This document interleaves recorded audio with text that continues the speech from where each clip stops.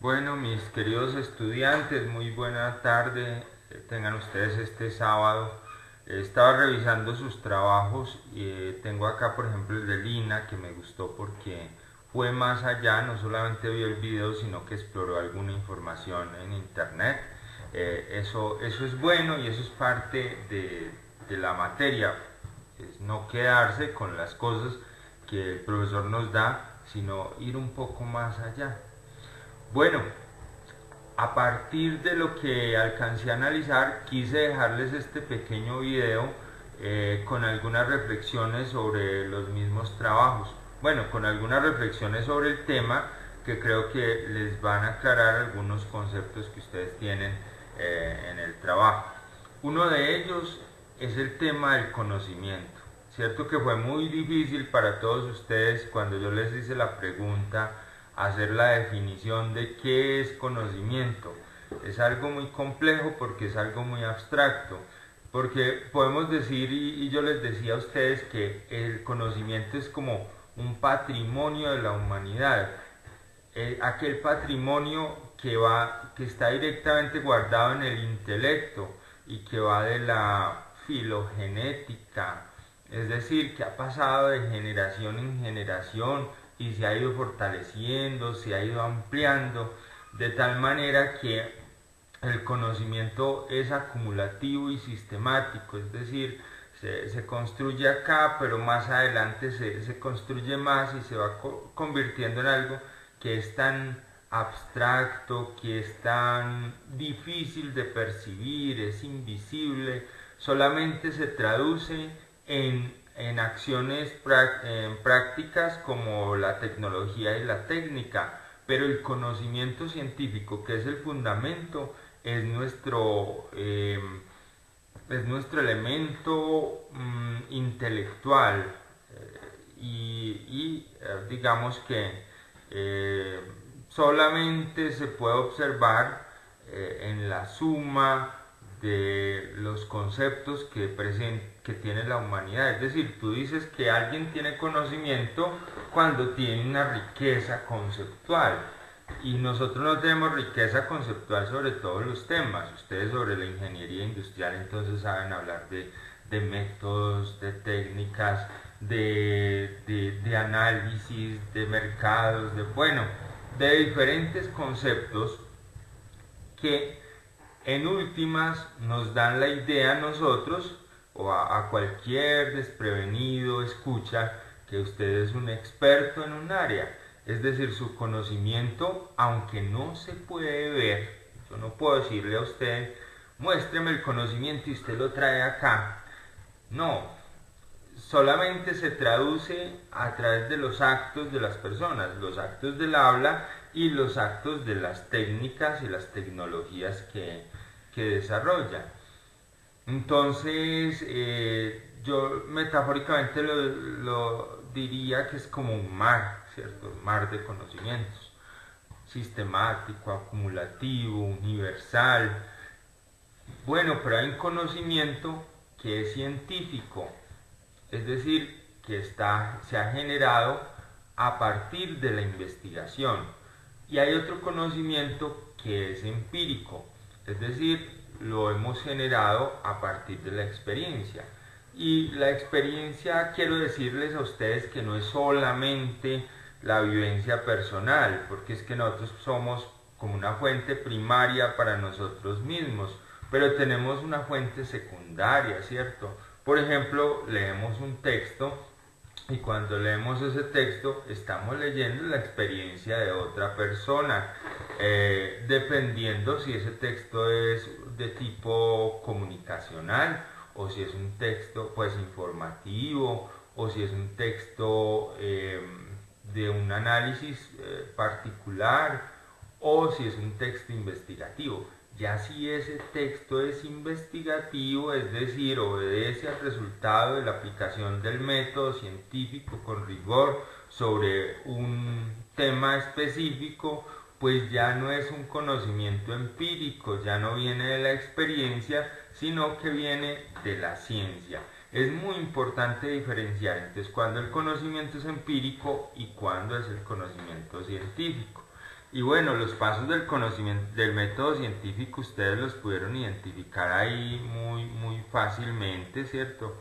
Ustedes identificaron que el conocimiento científico siempre parten ustedes de los conceptos, es decir, de lo que ya otros han ido acumulando de conocimiento en esa disciplina. Es decir, miren esto. Si nosotros tomamos a un estudiante de primer semestre y vamos a preguntarle sobre cualquier tema de ustedes, sobre métodos, sobre mercados, el estudiante les va a hablar desde su experiencia y el lenguaje va a ser de su experiencia porque apenas está ingresando, está en primer semestre.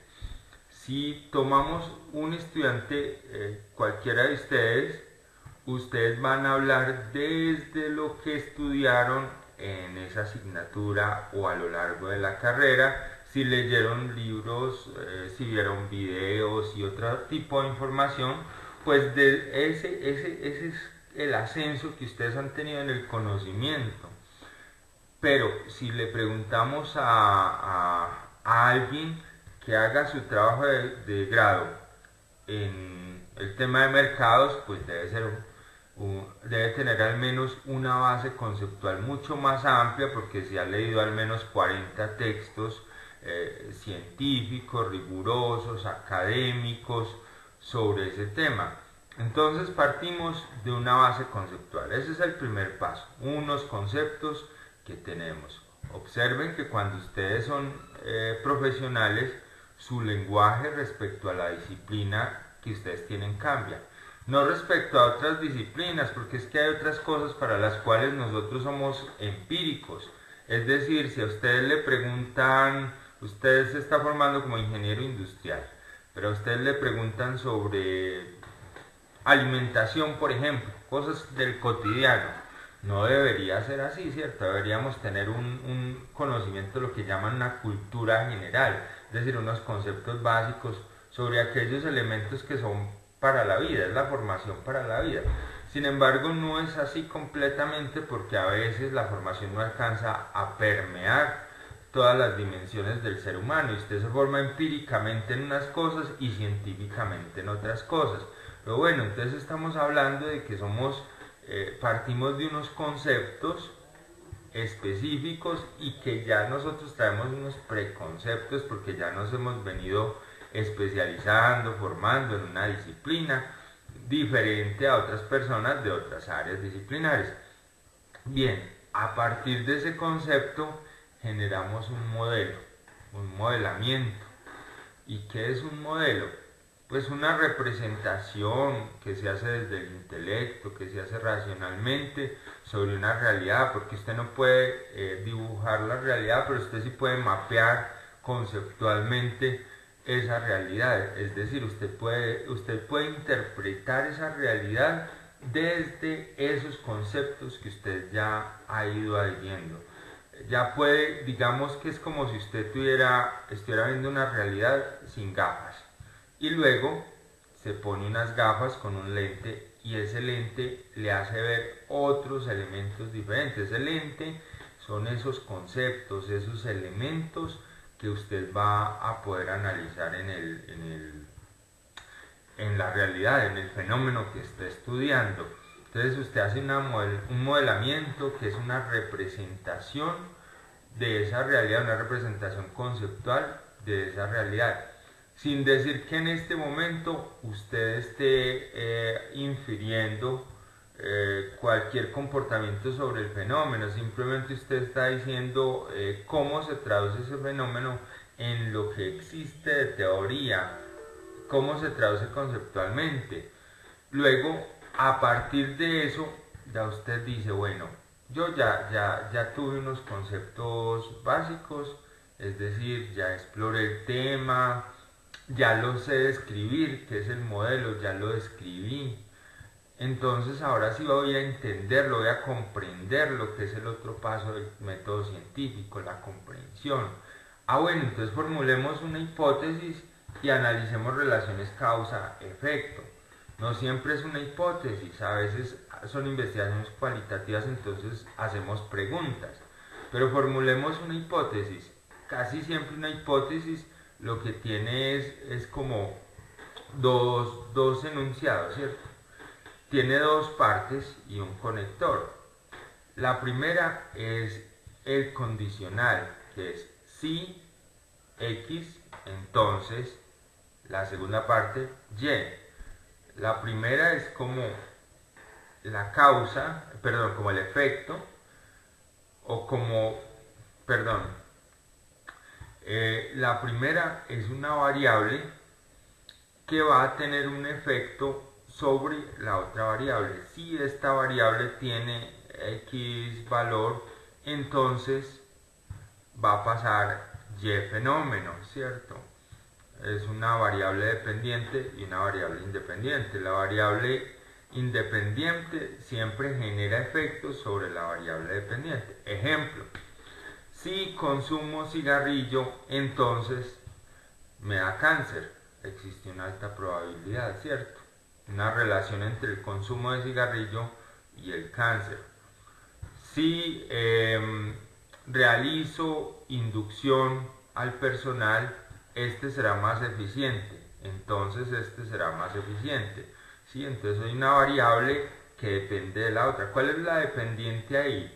La dependiente es el nivel de eficiencia o de productividad del empleado. La independiente es la inducción. Lo que estoy diciendo acá es, si hago la inducción, es decir, estoy afectando una variable que incide directamente sobre el nivel de productividad de las personas. Si entonces, si pasa esto, entonces ocurre lo otro, ¿cierto? Ahí ya estoy comprendiendo teóricamente el fenómeno, es decir, no estoy comprendiendo, estoy prospectando, estoy diciendo que existe probabilidad de que suceda esto, pero para llevar a esa comprensión, entonces se aplica los métodos de investigación, se aplica un método para comprobar esa hipótesis y eso me arroja unos resultados y esos resultados yo los analizo, genero unas conclusiones y finalmente esas conclusiones van a engrosar ese volumen inmenso de conocimiento que tiene la humanidad. Si realmente lo que yo acabo de producir es relevante pues para ir para generar el conocimiento, ¿cierto? Porque yo a veces puedo hacer un estudio que simplemente es un estudio formativo, que es el que hacen ustedes en pregrado, es decir, hago un ejercicio que me permite a mí entender lo que es el método de investigación y cómo a través del método de investigación puedo abordar un problema.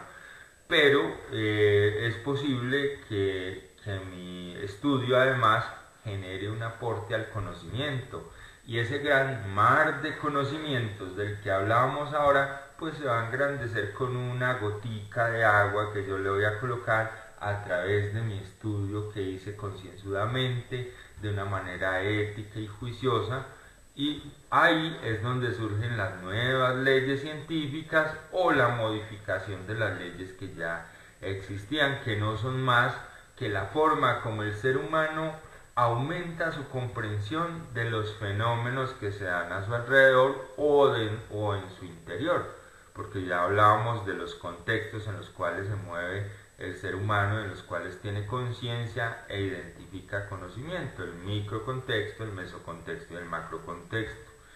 Y bueno, finalmente esas leyes, el cúmulo de leyes que se van fortaleciendo, se convierten en las teorías científicas. Eso quería decirles y adicional a eso, quería decirles que el conocimiento tiene unas características, el conocimiento y la ciencia tienen unas características que son la falibilidad. Usted nunca puede decir que está absolutamente seguro de lo que está hablando, que no va a ser modificable a lo largo del tiempo, porque lo que hoy es validado y consolidado, mañana puede ser revalidado, reevaluado y transformado, porque los fenómenos cambian. Hay unas leyes que sabemos que durante toda la existencia del ser humano han permanecido, ¿cierto? La gravitación universal, por ejemplo, la teoría de la relatividad, ¿cierto? Pero surgen otras nuevas, ¿cierto? En este momento está surgiendo la teoría de las cuerdas, ¿cierto? Donde dice que hay una interacción entre todo y la física cuántica. Eso ha transformado el pensamiento de la humanidad de una manera impresionante y lo que ahora se dice con certeza, en el futuro puede ser modificado. Ustedes recuerden que hace tiempo la gente decía que la Tierra era plana, y que llegaba a un punto de un abismo donde uno se caía, ¿cierto? Y que se hablaba de la teoría del heliocentrismo y el geocentrismo. Entonces el geocentrismo era que todo giraba alrededor de la Tierra, ¿cierto? Pero cuando el ser humano logró generar nuevas formas de entender, de comprender la naturaleza, se dio cuenta que era un heliocentrismo, es decir, que girábamos alrededor del Sol, que no éramos el centro del mundo. Sin embargo, eso le costó la vida a muchas personas que sacrificaron por afirmar que el centro del mundo no era la Tierra. Bueno, ahora comprendemos que la ciencia es falible, es decir, que se puede cuestionar, que se puede transformar y que lo que son certezas ahora puede que mañana no lo sean y que puede que uno de ustedes a través de su conocimiento transforme alguna ley, transforme alguna forma de hacer las cosas desde lo más ínfimo, desde lo más pequeño, desde por ejemplo la forma de atender al público de un funcionario, ¿cierto? A través del conocimiento usted puede generar transformaciones y hacer que lo que son certezas, que son paradigmas, sean falibles y se puedan cuestionar. Lo otro es la racionalidad, es decir, esto es positivista, es decir, la ciencia se trata de comprobar lo que usted está diciendo a través de evidencia, que sea coherente, que sea contundente, que le permita tener una validez, ser válido frente a cualquier cuestionamiento. Usted puede garantizar que el conocimiento que se está generando es válido y es confiable, o sea, tiene validez y tiene confiabilidad. El otro tema es la objetividad. La objetividad tiene que ver con que usted, digamos, lo que usted hace es demostrable, lo que usted presenta es verificable, medible, cuantificable, observable. ¿Sí? Nosotros nos movemos en una realidad objetiva, que es la realidad que nosotros alcanzamos a percibir y podemos demostrar su existencia, y una realidad subjetiva, es decir, no es el mundo de nuestros sentimientos, lo que nosotros creemos que es. Pero recuerden que nosotros vemos lo que queremos ver y dejamos de ver cosas que están ahí. Nosotros vemos cosas que de pronto no están por el deseo que tenemos de que se vean, o simplemente por las limitaciones perceptuales que tenemos. Es decir, miren esto, ustedes no ven todos los microorganismos que hay en una gota de agua, sin embargo, ahí están, ¿cierto? La objetividad permite a usted que a través de instrumentos, de formas estandarizadas de medición, usted pueda demostrar que lo que usted está hablando es real y es verificable. El otro tema es de la generalidad. Lo que usted demuestra aquí, la ley que usted, la gravedad de acá, la caída de esto, en una aceleración determinada y en unas condiciones determinadas, según el principio de la gravedad, sucede acá y sucede en toda parte del mundo bajo las mismas condiciones. Es decir, yo no puedo modificar las variables, como por ejemplo lanzar este objeto en la luna, ¿cierto? Lanzar el objeto donde la gravedad sea cero.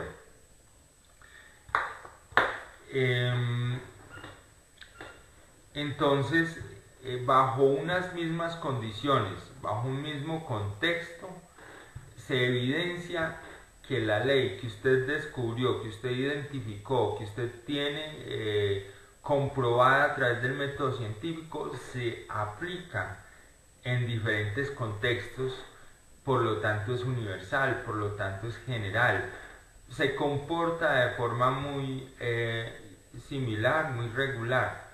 Ante el mismo estímulo se espera la misma respuesta, así sea en diferentes contextos.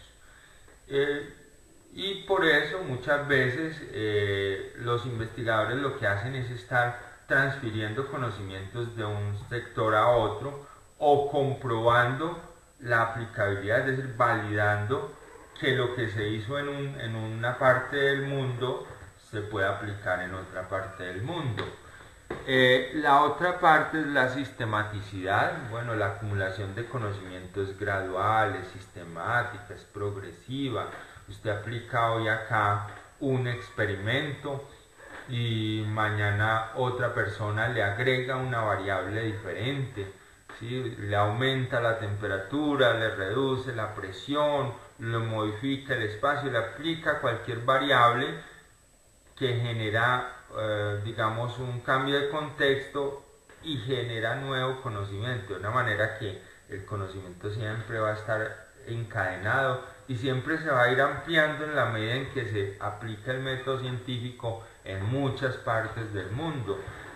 Y en la medida en que nosotros los seres humanos formamos una sociedad del conocimiento, pues la ciencia se va a ampliar y con ella la capacidad del ser humano para intervenir sobre los fenómenos de la naturaleza. Esto incide en la calidad de vida y en las condiciones generales del ser humano en todos los ámbitos de su existencia y de sus dominios. Y finalmente, bueno, la generalidad tiene que ver también con la universalidad. Yo ahora les decía que si usted hace un experimento acá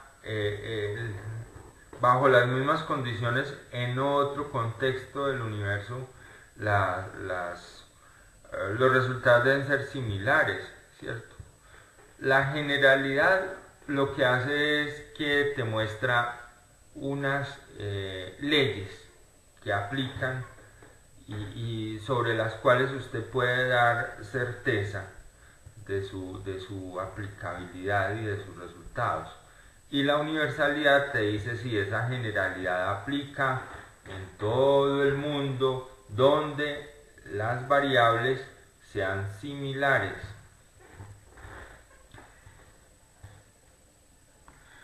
Bueno, espero que no haber hecho algo muy complejo. Realmente el tema sí es complejo porque es un tema filosófico, epistemológico, pero miren muchachos, lo que está pasando en el mundo en este momento, en Colombia principalmente, donde se está comparando y equiparando la labor profesional con la labor técnica y con la labor tecnológica, tiene que ver con que no se tengan claros estos conceptos que son básicos, porque es que el profesional, el especialista y el magíster trabajan sobre la ciencia, tienen el conocimiento acá, es muy abstracto. El tecnólogo aplica la ciencia en el mejoramiento del quehacer del ser humano, la tecnología, y el técnico la aplica ya en el hacer, en su práctica diaria. Entonces, Por eso es que están diciendo que un profesional puede ser igual a un tecnólogo o a un técnico, porque no tienen claro estos conceptos. No es lo mismo, muchachos. Si ustedes no tienen claro esto, no van a tener cómo defenderse en la práctica de sus empleos, porque entonces usted va a salir siendo un profesional que desarrolla unas labores técnicas.